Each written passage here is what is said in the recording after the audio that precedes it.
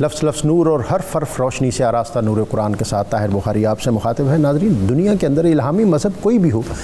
آسمانی دین کسی بھی زمانے کا ہو، اس کے جو 4 بنیادی عقائد ہیں وہ ہر دور ہر عہد میں معتبر اور مسلمہ رہے ہیں۔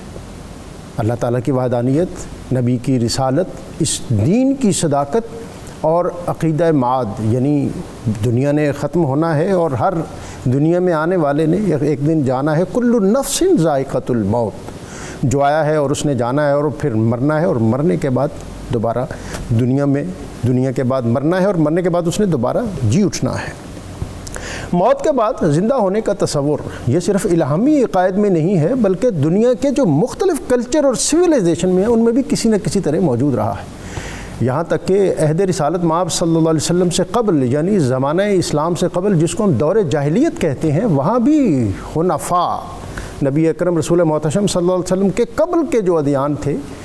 ان کی جو تعلیمات کا جو بھی بچا کھچا تاثر اور تصور موجود تھا، اس میں یہ بہر طور ایک گروہ ایک ایسا موجود تھا جو یہ سمجھتا تھا کہ دنیا سے جائیں گے اور جانے کے بعد پھر اٹھیں گے، اور پھر ایک ایسا مرحلہ درپیش ہوگا جس میں ہمیں اپنے اعمال کا جواب دہ ہونا ہے۔ عرب کے لوگ چونکہ اپنے مزاج کے اعتبار سے بڑے مختلف تھے، تو وہ مرتے وقت اپنے بچوں کو وصیت کرتے تھے، کیونکہ ان میں کچھ لوگ ایسے تھے جو باقاعدہ تدفین کا اہتمام کرتے تھے، تو وہ کہتے تھے کہ ہمیں دفن کرنے کے ساتھ ہماری سواری کو بھی ساتھ دفن کر دینا، اس لیے کہ جب ہم اٹھیں تو پھر ہمیں چلنے پھرنے میں دقت نہ ہو۔ اور علامہ شہرستانی نے کتاب الملل والنحل میں اس کی پوری تفسیر بیان کی، اور جریب اسدی اور عمر بن زید نے اپنے اشعار میں ان عوامل اور ان جو تصورات ہیں ان کی نقشہ کشی کی، اور وہ جو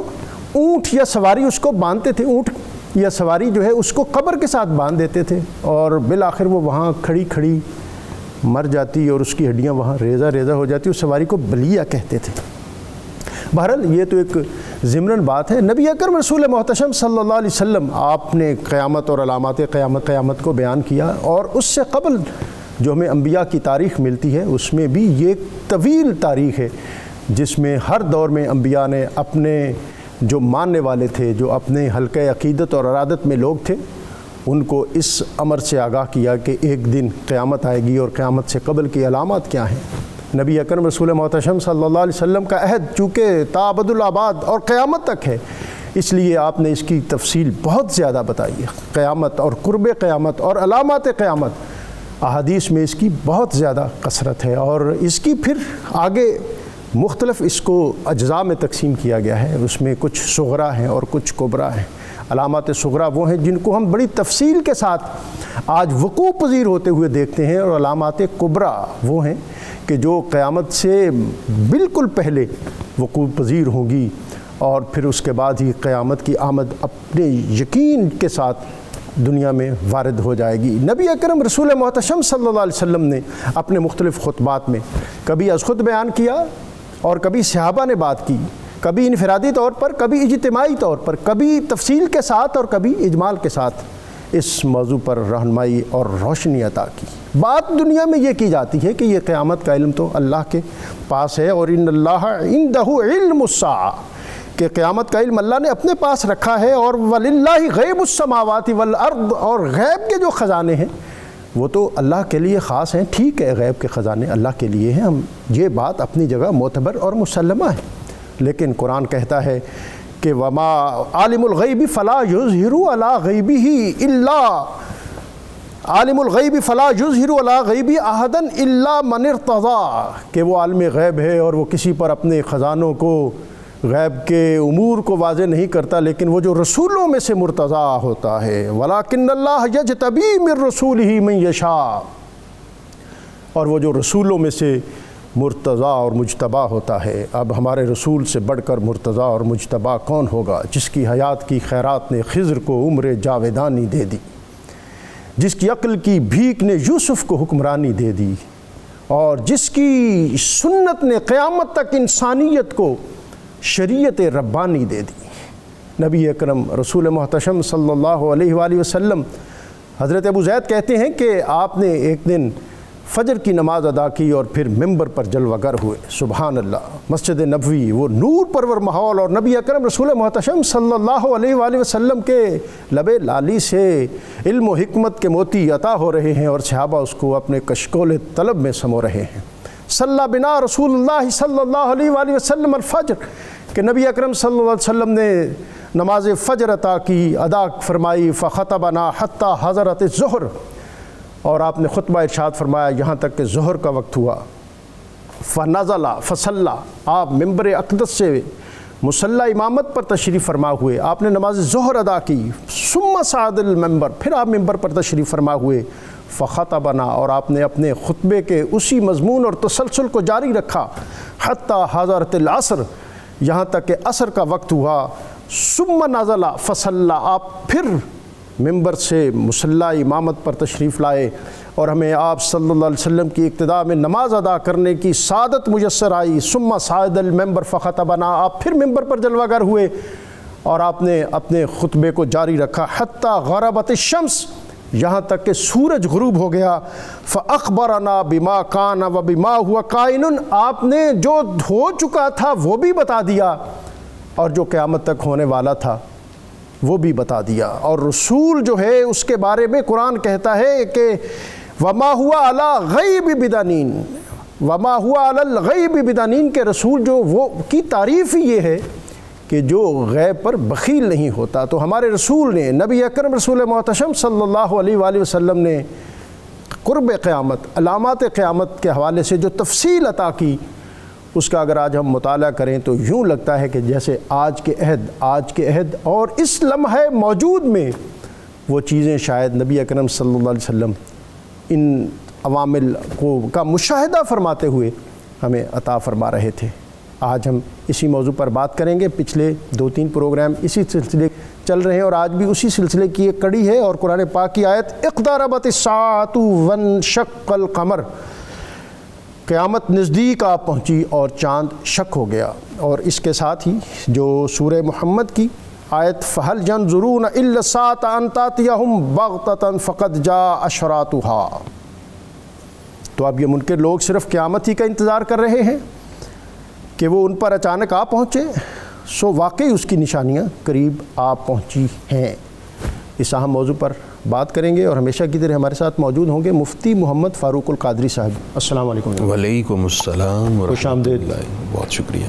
اور ہمارے دوسرے مہمان بیرسٹر سید وسیم الحسن نقوی صاحب۔ السلام علیکم۔ وعلیکم السلام۔ اور بہت معروف اور استاد نعت خوان الحاج اختر حسین قریشی، اللہ رب العزت کی بارگاہ میں ہدیہ حمد پیش کریں گے۔ ان کی طرف جانے سے قبل آج کا اسم مبارک الصمد، بے نیاز، اللہ تعالیٰ کے اسماء مبارک اپنی جگہوں پہ برکتوں، عزتوں اور عظمتوں کے حامل ہیں، ان کے ساتھ اپنی وابستگی کو مؤثر اور مضبوط کرنا چاہیے۔ وَلِلَّهِ الْأَسْمَاءُ الْحُسْنَى، اور اللہ ہی کے لیے اس کے عمدہ اور اچھے نام ہیں۔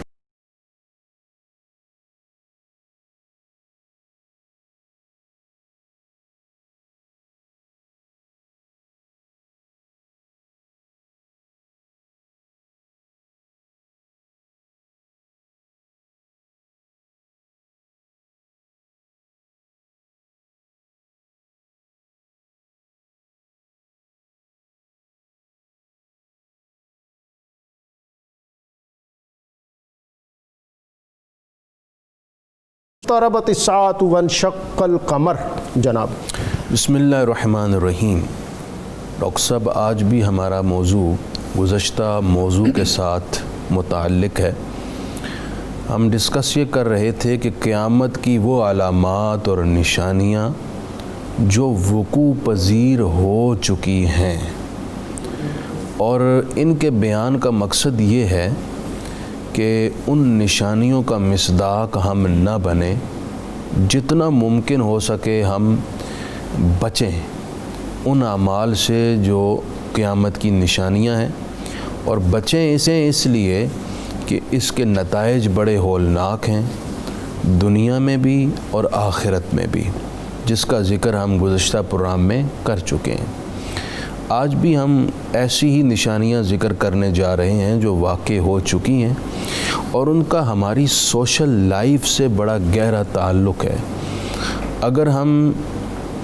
بطور خاص ان اعمال سے اجتناب نہیں کرتے تو ہماری زندگی بد مزہ ہوتی ہے، بے سکون ہوتی ہے، اور ڈپریشن اور مختلف قسم کی بیماریاں پیدا ہوتی ہیں، اور معاشرے کے اندر اور گھروں کے اندر عدم توازن، عدم اعتدال ہوتا ہے، جس کی وجہ سے ہر طرف جو بے چینی ہے، جو منفی رویے ہیں وہ جنم لیتے ہیں۔ سب سے پہلے جو آیت مقدسہ آپ نے ذکر کی، یہ بہت بڑی نشانی جو واقع ہو چکی ہے، اس پر ایمان لانا ضروری ہے۔ وہ یہ ہے اقتربت الساعۃ، قیامت قریب آ چکی، وانشق القمر، اور چاند شق ہو گیا، چاند دو ٹکڑے ہو گیا۔ یہاں پر دو فرمان پہلے پیش کرنا ضروری ہے۔ ایک تو نبی کریم علیہ الصلوۃ والسلام نے ایک مرتبہ سورج کے غروب ہونے میں تھوڑا وقت باقی تھا، اپنے اصحاب سے فرمایا دیکھ رہے ہو کہ سورج غروب ہونے میں تھوڑا وقت رہ گیا ہے؟ فرمایا اسی طرح قیامت کے واقع ہونے میں بھی تھوڑا ہی وقت باقی ہے۔ اللہ اکبر، یعنی دن گزر چکا ہے، جی ہاں، اور بہت چند ساعتیں جو ہیں وہ باقی اور یہ بات 1400 سال پہلے کی ہے۔ اور یہ دراصل بتایا یہ جا رہا ہے کہ قیامت واقع ہونے میں وقت کم رہ چکا ہے، تم اس کی تیاری میں غور و فکر کرو۔ دوسرا، آپ صلی اللہ علیہ وسلم نے ارشاد فرمایا کہ میں اور قیامت اس طرح ہیں،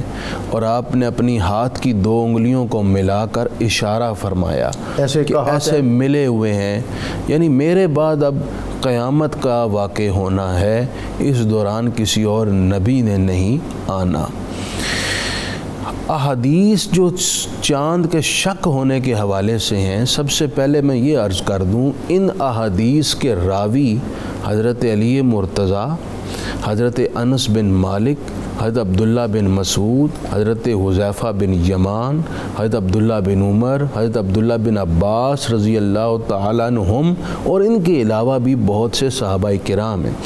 اس وجہ سے جلیل القدر ائمہ حدیث نے چاند کے شق ہونے کے متحقق ہونے کو بیان کرتے ہوئے کہا ہے کہ اس حوالے سے جو احادیث ہیں وہ متواتر ہیں، یعنی اس کثرت سے ہیں کہ ہمیں یقینی طور پر اس پر علم رکھنا چاہیے، ایمان رکھنا چاہیے، اور اس بات کی تصدیق کرنی چاہیے کہ چاند شق ہوا۔ وہ واقعہ بڑی معروف ہے، ہماری جو مصادر احادیث کی کتب ہیں ان میں موجود ہے کہ نبی کریم علیہ الصلوۃ والسلام نے جب مشرکین نے ایک مطالبہ کیا آپ سے کہ آپ اگر چاند کو دو ٹکڑے کر دیں تو ہم ایمان لے آئیں گے، آپ صلی اللہ علیہ وسلم نے فرمایا کہ ان فعلت تؤمنون، اگر میں ایسا کر دوں تو ایمان لے آؤ گے؟ کہا جی بالکل۔ تو آپ صلی اللہ علیہ وسلم نے چاند کو اشارہ فرمایا، وہ دو ٹکڑوں میں منقسم ہو گیا۔ اللہ، یہ دیکھنے کے بعد انہیں تو ایمان لانا چاہیے تھا۔ اب انہوں نے دیکھا چاند دو ٹکڑے ہوا ہے، اور اس بات کی انہوں نے بھی تصدیق کی، لیکن کہنے لگے نہیں یہ جادو ہے، یہ نبوت کی شان نہیں ہے، انہوں نے اس کا انکار کیا اور چلتے بنے۔ یہ ایسا واقعہ ہے جو رات کے وقت رونما ہوا، اور بہت سارے لوگوں نے اسے دیکھا بھی، بلکہ علامہ سلیمان ندوی نے خطبات مدراس میں بعض حوالے پیش کیے ہیں کہ مالابار کے ہندو راجا نے بھی اس وقت دیکھا کہ چاند دو ٹکڑے ہوا ہے۔ بہت سارے اس پر شواہد موجود ہیں۔ یہ آپ صلی اللہ علیہ وسلم کا معجزہ بھی تھا، شان نبوت اور رسالت بھی تھی، اور خداوند تعالیٰ نے اپنے حبیب کو کائنات میں تصرف کی جو اتھارٹی دی ہے اس کا خوبصورت نظارہ بھی کروایا، اور آپ صلی اللہ علیہ وسلم کے وسیع تر اختیارات کا بھی ایک ہلکا سا جھلک دکھائی ہے کہ ساری کائنات آپ کے زیر نگیں بھی ہے، آپ کے ایک انگشت اور اشارہ ابرو کی منتظر ہے۔ اور ڈاکٹر صاحب، آپ صلی اللہ علیہ وسلم نے جب یہ معجزہ رونما کیا، اس کا کثرت سے بیان ہوا، احادیث متواتر آئیں، آج کے دور میں کم از کم اس پر ایمان رکھنا ضروری ہے. یہ واقعہ واقع ہو چکا ہے اور یہ قرب قیامت کی قرآن مجید میں آج دوبارہ جب آپ کی خدمت میں آؤں گا تو میں جو ہمارے معاشرتی جو قرب قیامت اور اس کی علامات کے حوالے سے رہنمائی ہمیں بطور خاص چاہیے، اس میں میراث کے مسائل ہیں. جی، جو معتبر ہے، مضبوط ہے، وہ اپنے سے کمتر کمزور بہن بھائیوں کے پہلے تو وراثت تقسیم نہیں ہونے دیتا، اور اگر تقسیم ہو جاتی ہے تو پھر جبر کے ذریعے اس پر قبضہ کرتا ہے، اور گھر کے اندر ایک قبضہ مافیا میں قرب قیامت کی نشانیوں میں سے صلہ رحمی. اور یہ ایسی چیزیں جس سے ہم کوئی ایسی روشنی اخذ کر سکے جس سے ہماری زندگی کی راہیں جو ہیں وہ سیدھی ہو جائیں. شاہ صاحب میں یہ چاہوں گا کہ ایک تو اسی آیت کے حوالے سے قیامت اور ساعہ اس میں کیا فرق ہے، اور دوسرا یہ آیت اقتربت الساعہ، اس حوالے سے بھی اگر آپ کچھ مزید اضافہ کرنا چاہیں. بسم اللہ الرحمن الرحیم. شکریہ ڈاکٹر صاحب. سب سے پہلے تو میں یہ عرض کرنا چاہوں گا کہ قرآن کریم میں بار بار اس کا ذکر آیا، احادیث میں آیا، اور تمام انبیاء علیہم السلام نے اس کا ذکر فرمایا. ہمیں یہ بنیادی طور پہ جو اسلام کا پیغام ہے، جو آدم علیہ السلام سے لے کے خاتم النبیین صلی اللہ علیہ وآلہ وسلم تک ہم تک پہنچا، اس میں چند بنیادی چیزیں ہیں، جن میں ایک چیز توحید باری تعالیٰ ہے، اللہ رب العزت کی حاکمیت، سوورینٹی. دوسری چیز جو ہے وہ اس کی اطاعت، اس کی حاکمیت کو مانتے ہوئے اس کی اطاعت کرنا. اور اس کے لیے لازم تھا کہ ایک ایسا دن مقرر کر دیا جائے جس دن وہ بتائے کہ میں قادر مطلق ہوں اور تم سب کی سب میری مخلوق ہو. اس لیے قرآن کریم نے سورہ فاتح میں کہا وہ مالک یوم الدین ہے. اور تیسری چیز جو تھی وہ رسول کائنات صلی اللہ علیہ وسلم کی ان کا ظہور تھا، میرے آقا علیہ الصلوۃ والسلام کی بعثت تھی. تو ہر نبی نے پہلے توحید باری تعالیٰ، اطاعت خداوندی، حاکمیت خداوندی اور رسول کائنات صلی اللہ علیہ وسلم کی آمد کا ذکر اور قیامت کا ذکر فرمایا. تو یہ جو سات کا ذکر ہے، یہ بعض احباب یہ سمجھتے ہیں کہ شاید یہ صرف بات کی حد تک ہے کہ دنیا کی 4 دن کی زندگی ہے، اس کا کوئی نتیجہ نہیں نکلے گا. لیکن یہ جو شق قمر کا واقعہ ہے، یہ دیگر جو انبیاء علیہ السلام پہ ہے، یہ 7 پہلے آ چکی ہیں، لیکن ہم اس کو اردو کی زبان میں قیامت صغریٰ کہتے ہیں. نبی دو عالم صلی اللہ علیہ وسلم نے فرمایا کہ جب کوئی شخص مر جاتا ہے تو اس کی موت پہ اس کے لیے قیامت اس کے لیے قیامت ہے وہ، کیونکہ اس کے اعمال کا دروازہ بند کر دیا جاتا ہے اور وہ اپنی آنکھوں سے اس قیامت کو دیکھ لیتا ہے. اب ایک عالمگیر جو ساتھ ہے وہ آخری ہوگی، جس کی علامات انشاءاللہ ہم بعد میں ڈسکس کریں گے. تو سات کا مطلب ہلاکت اور زوال کے معنی میں آتا ہے. سات شیئن ایسی چیز، کسی چیز کے ضائع ہو جانا. مثال کے طور پہ عربی کے اندر یہ بولا جاتا ہے ناقۃ مسیاء، وہ اونٹنی جو اپنے بچوں کے متعلق لاپرواہ ہو جائے اور ان کو جنگل میں درندوں کے لیے کھلا چھوڑ دے، اس کو اونٹنی کو کہتے ہیں مسیاء.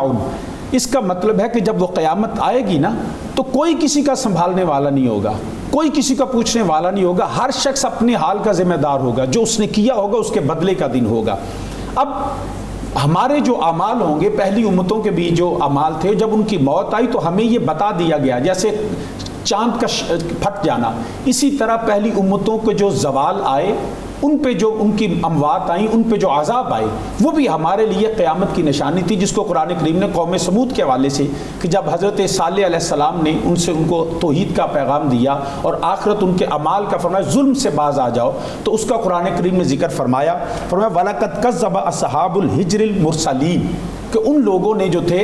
وہ انہوں نے انبیاء کا انکار کیا، اور جو سمجھتے یہ تھے کہ ہم تو بڑے مضبوط گھروں میں رہتے ہیں، ہم بڑے توانا ہیں، ہم بڑے طاقتور ہیں، ہمارے پاس مال ہے، دولت ہے، طاقت ہے، تو کون ہے جو ہم پہ اس طرح موت ڈال دے گا، کون ہمیں جو ہے وہ تباہ و برباد کر دے گا. اس کا بھی ذکر قرآن کریم نے فرمایا وَقَانُوا يَنْحِتُونَ مِنَ الْجِبَالِ بَيُوتًا آمِنِينَ، وہ پہاڑوں میں گھر تراشتے تھے کہ دیکھیں چھت گر جاتی ہے، لیکن پہاڑ کا اس طرح بیٹھ جانا یہ پہلے عقل نے نہیں دیکھا. لیکن جب انہوں نے انبیاء کا انکار کیا تو پھر اس طرح اللہ رب العزت نے ان پہ جو ہے وہ ہر چیز جو ہے ان کی تباہ و برباد فرما دی. تو اس کو قرآن کریم نے اگلی آیت میں فرمایا وَإِنَّ السَّاعَةَ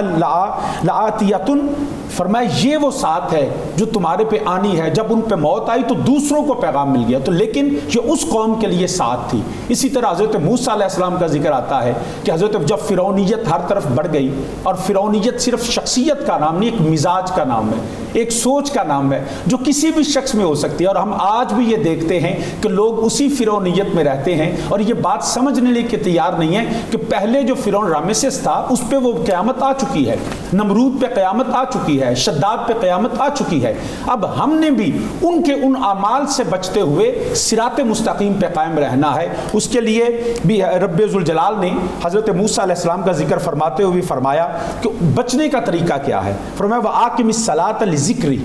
نماز کا قائم کرنا، اور صلات کا ہرگز یہ صرف جو 5 وقت کی نماز ہے ہم اس کو ہی صلات کلی صلات سمجھ لیتے ہیں، یہ 5 وقت کی نماز یقیناً صلات کا حصہ ہے، لیکن صلات یہ ہے کہ کلی طور پہ اپنا بزنس، اپنا کاروبار، اپنا اٹھنا، اپنا بیٹھنا، آپ کا لباس، آپ کے جو وراثت کے معاملات، تقسیم کے معاملات، سب کے سب شریعت کے مطابق کر لیں، اتباع خدا اور اتباع رسول صلی اللہ علیہ وسلم میں کر لیں۔ تو فرمایا رب ذوالجلال نے کہ نماز قائم کریں، اللہ رب العزت کا ذکر کریں، ان الساعۃ آتیۃ اکاد اخفیھا لتجزا کل نفس بما تسعی، فرمایا قریب وہ قیامت آنے والی ہے کہ میں اس سب سے چھپاؤں کہ ہر جان اپنی کوشش کا بدلہ پائے۔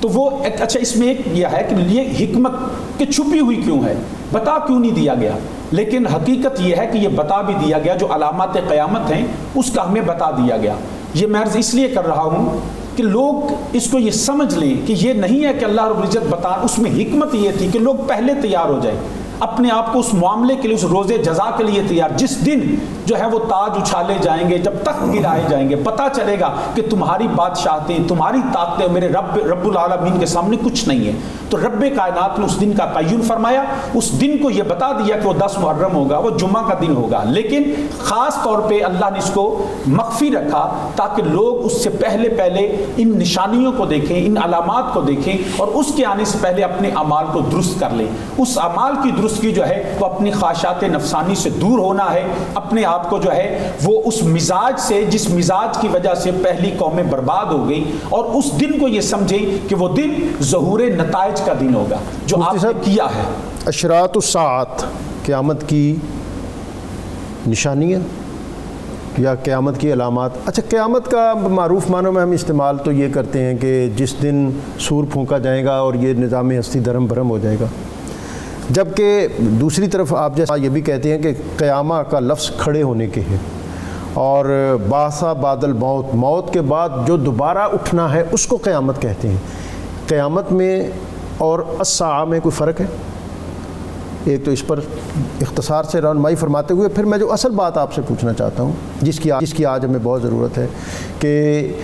قیامت کی نشانیوں میں سے جو اور نشانیاں جس میں ہماری معاشرت جو ہے یہ ہماری دین کی ڈگر سے ہٹ جائے گی، جس میں میں نے ابتدا میں عرض کیا کہ آج کے بہت سے مسائل میں سے میراث کا مسئلہ ہے جی، کہ بہنیں بیٹیاں در بدر ہو رہی ہیں، اور جو طاقتور بھائی ہیں وہ اول تو وراثت کو تقسیم نہیں ہونے دیتے، اور اگر ہوتی ہے تو ان تک اس کا حصہ پہنچنے نہیں دیتے، اور اونے پونے دے کے کہتے ہیں کہ جی آپ چھوڑیں اس کو، آپ نے کیا کرنا ہے، یہ ہم جانے اور ہمارا کام جانے۔ جی الساعہ کا لفظ قیامت کے معنی میں ہی قرآن مجید میں استعمال ہوا ہے۔ قیامت کے 2 مرحلے ہیں، ایک ابتدائی مرحلہ ہے جب پہلا سور پھونکا جائے گا، جس وقت یہ نظام درم برم ہوگا، تمام مخلوقات موت کے گھاٹ اتر جائے گی۔ پھر دوسرا سور پھونکا جائے گا اس وقت جب اللہ کا ارادہ، اللہ چاہے گا، اس وقت سارے کھڑے ہو جائیں گے۔ تو ان دونوں کے لیے لفظ قیامت کا استعمال ہوتا ہے، لیکن اصل مراد جو ہے وہ قیامت والے دن کھڑے ہونا، حشر کے لیے پیش ہونا اور اپنے اعمال کا سامنا کرنا ہے۔ جو آپ نے معاشرتی المیہ ذکر کیا ہے ڈاکٹر صاحب، یہ روزانہ کی بنیاد پر لوگوں کے سوالات ہمارے پاس آتے ہیں، خصوصاً خواتین کے، جو اپنی فیملی کی جانب سے، بھائیوں کی جانب سے اس معاملے میں بہت پریشان ہیں کہ ان کو ان کی وراثت کا حق نہیں دیا جائے۔ اور مفتی صاحب بڑے متدین اور متشرع اور دیندار گھرانے، وہ یہاں پہ ہمیں کوتاہیوں میں مبتلا نظر آتے ہیں۔ تو نبی کریم علیہ السلام نے یہ نشانی بیان فرمائی ہے کہ قیامت سے پہلے ورثاء کو وراثت میں حق سے محروم کر دیا جائے گا. خصوصاً آپ نے بیٹیوں کا ذکر بھی فرمایا کہ انہیں وراثت سے محروم رکھا جائے گا. یہ قیامت کی ایک علامت ہے. ایسا آج کل ہو رہا ہے اور آج بیان کرنے کا مقصد یہ ہے کہ ہم اس نشانی کا مصداق نہ بنے، اس سے بچیں، کیونکہ اس کے لیے وعید ہے اس کا نتیجہ بڑا خطرناک ہے. وہ حدیث پاک ہے. ایک حدیث پاک نبی پاک علیہ السلام نے فرمایا من قطع میراث وارثہ قطع اللہ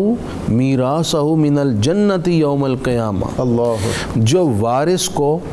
حق کے وراثت سے محروم کرے گا، اللہ تعالیٰ کل قیامت جنت میں جو اس کا مقام، اس کی میراث تھی، اس سے اس شخص کو محروم کر دے گا. کتنے گھاٹے کا سودا ہے. ختم ہونے والی فانی دنیا کے چند ٹکے پانے کے لیے آپ دائمی اور ابدی میراث جنت کے اعلیٰ ترین مقام سے محروم ہو جائیں. اور اللہ تعالیٰ کے اس فرمان میں جو نبی پاک علیہ الصلوۃ والسلام نے ارشاد فرمایا ہے، اس میں کس قدر جلال نظر آ رہا ہے ان بندوں کے لیے.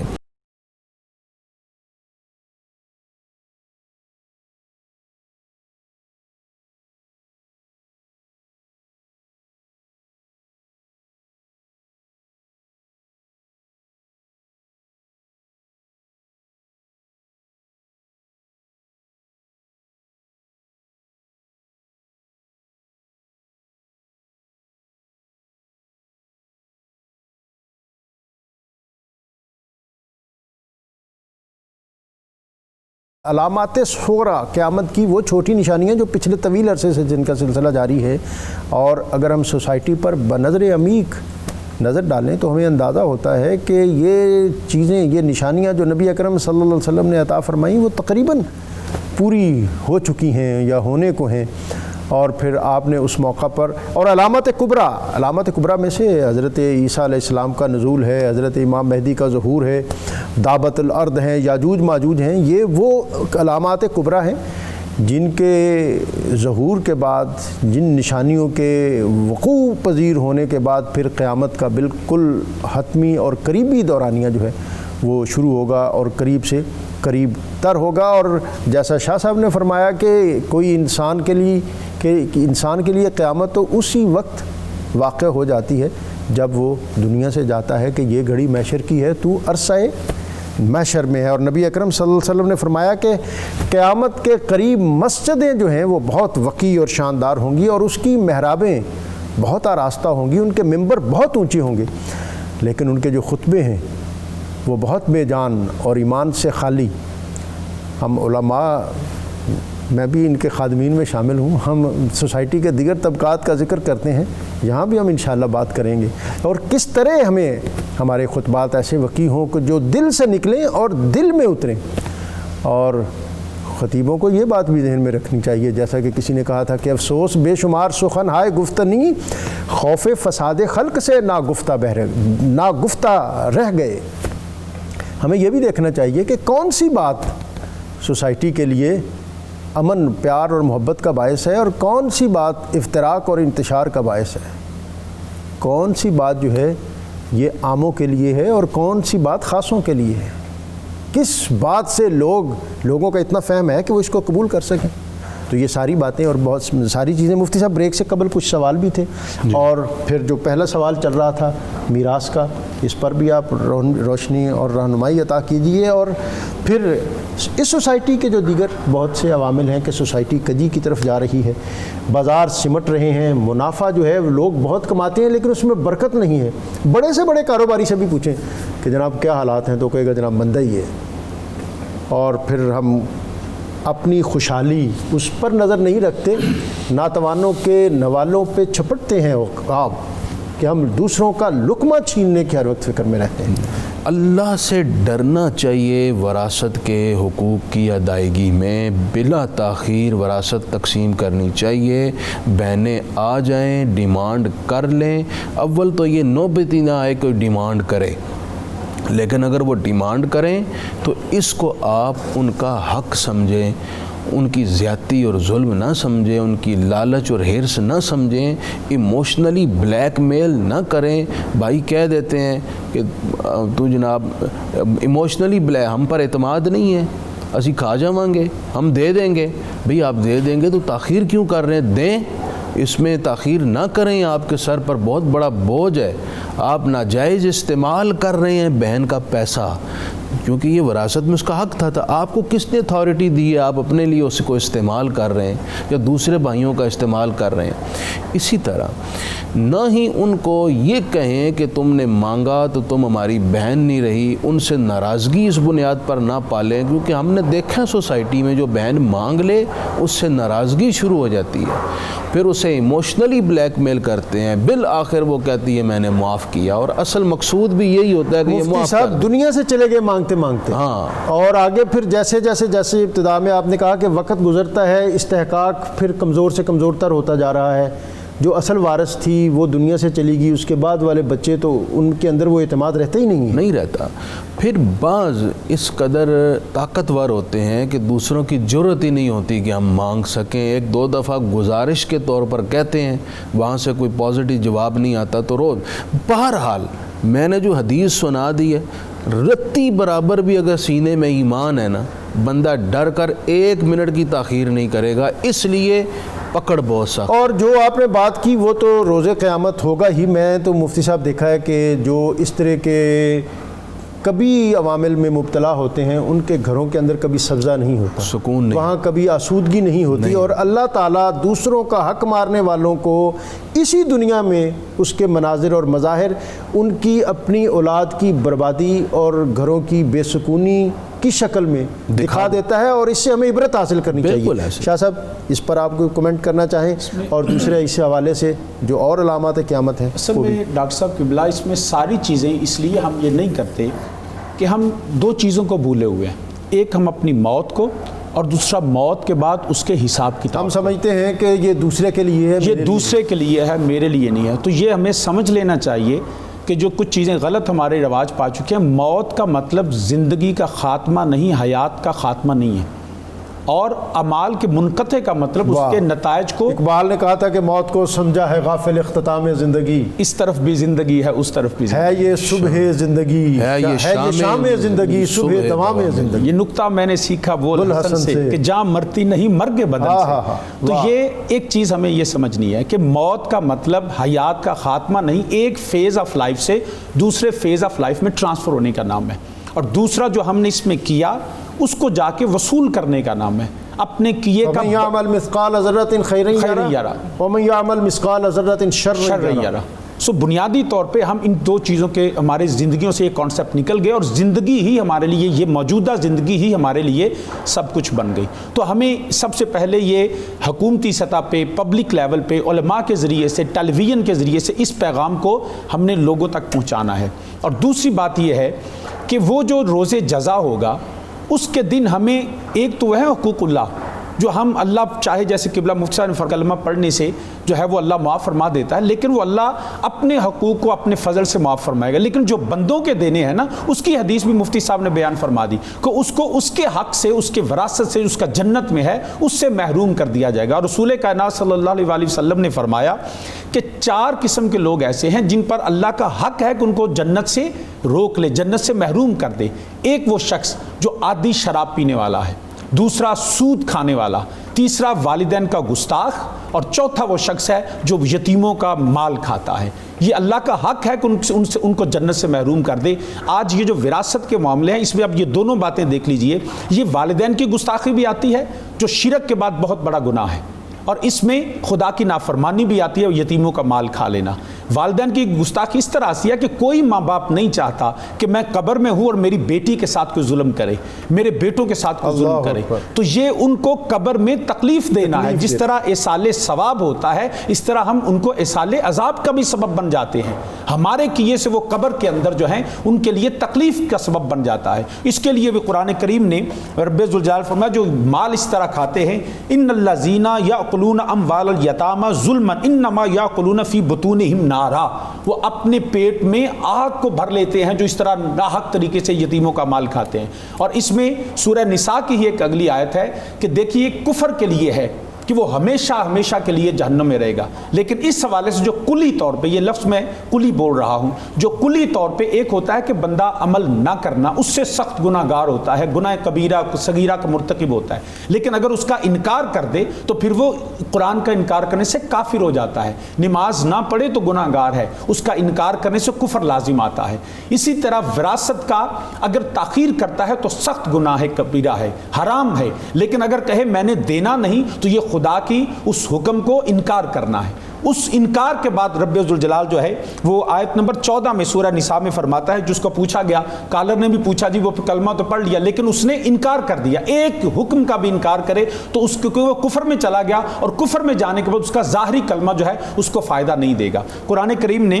فرمایا وَمَن يَعْصِ اللَّهَ وَرَسُولَهُ وَيَتَعَدَّ حُدُودَهُ يُدْخِلْهُ نَارًا خَالِدًا فِيهَا، کہ وہ مستقل طور پہ جو نافرمانی کرنے والا، اس طرح معصیت کرنے والا کہ انکار کر دے کہ میں وراثت کے قانون کو ہی نہیں مانتا، تو یہ قرآن کا انکار ہوگا، تو وہ مستقل طور پہ پھر جہنم کا ایندھن بن جائے گا، اس کا کوئی واپسی کا طریقہ نہیں۔ تو ہمیں پہلی بات تو یہ ہے کہ اس حرام مال سے بچنا ہے، یتیموں کا اور اپنے بھائیوں کا، اپنے بہنوں کا، اور دوسرا یہ ہے کہ اس کا کلی انکار نہیں کرنا۔ یہ دونوں پہلو ہمیں سامنے رکھنے ہیں۔ اگر ہم اللہ کی رحمت چاہتے ہیں تو ہمیں اس سے ضرور بچنا چاہیے۔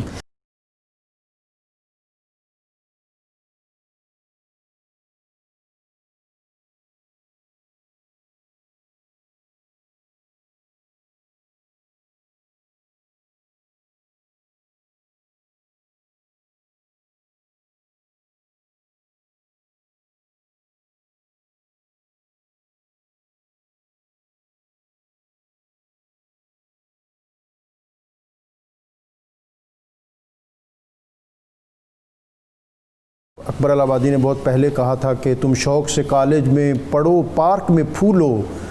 لازم ہے غباروں پہ اڑو، چرخ پہ جھولو،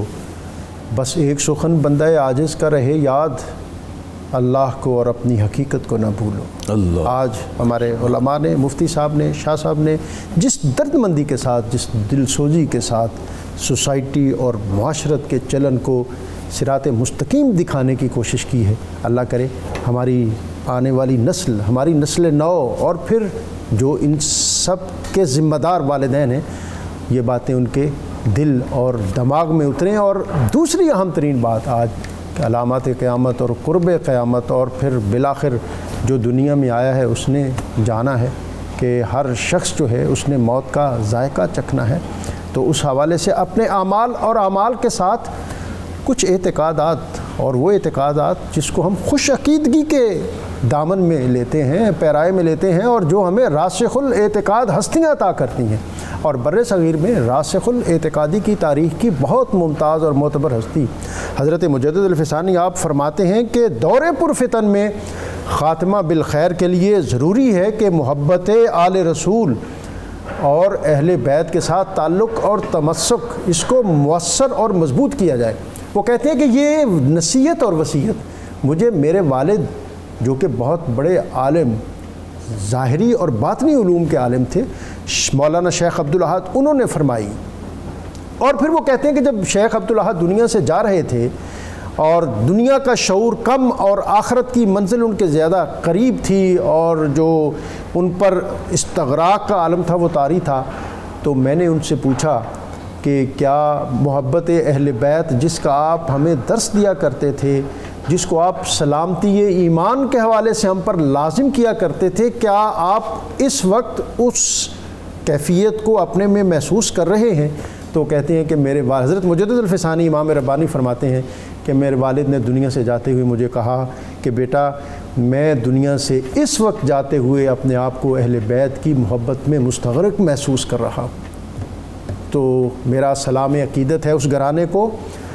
حسین پال کے جس نے دیا زمانے کو۔ حضرت امام ربانی نے اپنے مکتوب نمبر 36 میں اس واقعہ کا ذکر کرتے ہوئے اختتام پر پھر شیخ سعدی کی وہ معروف ربائی وہ نقل کی، الہی بحق بنی فاطمہ کہ بر قول ایما کنی خاتمہ، اگر دعوتم رد کنی ور قلبول منو دست و دامان آل رسول۔ اللہ رب العزت کی بارگاہ میں ہدیہ حمد کے لیے اختر قریشی صاحب.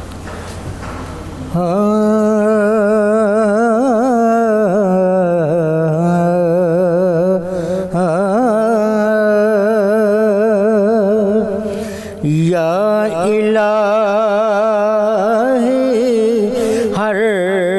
جگہ تیری عطا کا ساتھ ہو. یا الہی ہر جگہ تیری عطا کا ساتھ ہو. جب بڑے مشکل شہ مشکل کشا کا ساتھ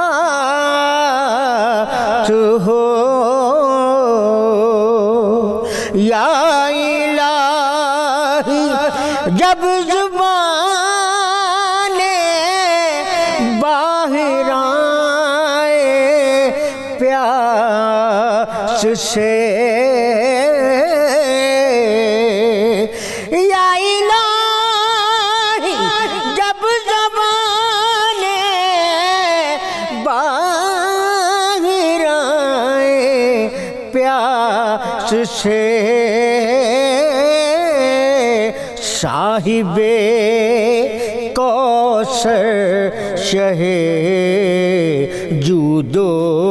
عطا کا ساتھ ہو. صاحب کوثر شہ جود و عطا کا ساتھ ہو. یا الہی گرمی میں شمس جب بڑھ کے بدن, یا الہی گرمی میں شمس جب بڑھ کے بدن, دامنے محبوب کی ٹھنڈی ہوا کا ساتھ ہو. دامنے محبوب کی ٹھنڈی ہوا کا ساتھ ہو. یا الہی ہر جگہ